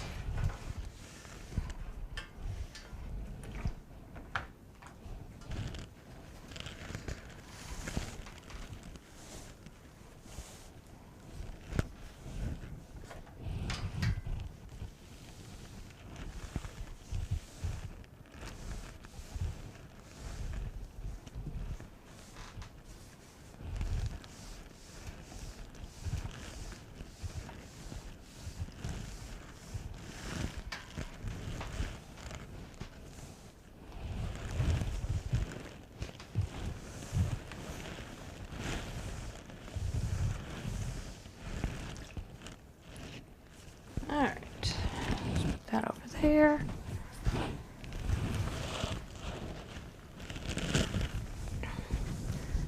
Now, if I remember correctly, this will not hang on here.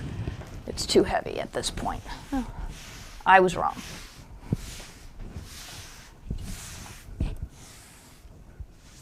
Alright, let me go around here. Yeah, you can't even see the quilt line at all.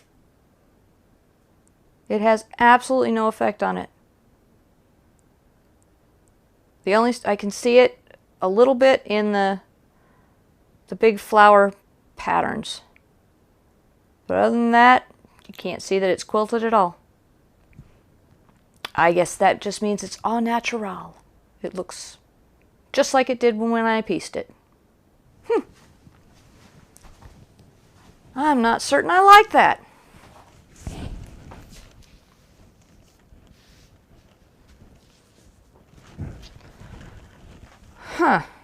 I'm not certain. I'm just not certain. So what I think I'm going to do is I'm going to sleep on it. I'm going to come up and down stairs multiple times today, look at it, and decide what to do. Decide whether I want to keep it the way it is or if I want to add some more quilting. I have plenty of thread, and as I said, it's really not showing up anywhere. I could see this from back there, so you might be able to see that on the camera, and I think it was right here that I could see when I was standing back by the camera, so you might be able to see that also. So I'm not going to trim it up. I'm going to leave it as it is. Like I said, I'm going to come up and down the stairs a few different times today, come in and out of this room, look at it, decide whether I like it or not, and go from there. So tomorrow's episode might be more quilting. Not real certain. It's going to depend on how this goes. You might get to see some more quilting, but definitely we are going to finish this quilt up tomorrow. We're going to get it bound. We're going to get it ready to go. I have my own... Where did they go? They're there. I have labels. I will put a label on the quilt. You have to do that after the fact. Put it on the back after the fact. It has to get hand stitched in. It's very annoying, but it's the better way to go. That way you can make sure that you've got everything where it needs to be.